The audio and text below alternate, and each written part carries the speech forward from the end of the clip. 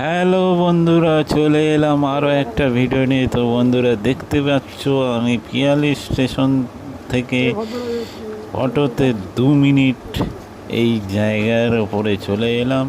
দেখতে পাচ্ছ আশেপাশে সব বাড়িঘর হয়ে গেছে, আর এখন ধানের চাষ হয়েছে।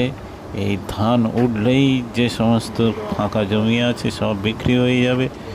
তো চলো বন্ধুরা, তোমাদের জন্যে 60, 70, 80, 1 লাখ টাকার রাস্তার পাশেই, একদম রাস্তার পাশেই তোমাদের জন্যে নিয়ে এলাম ভালো ভালো জমি।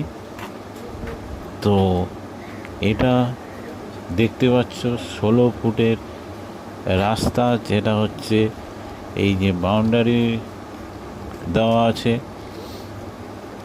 বাউন্ডারির দেওয়ার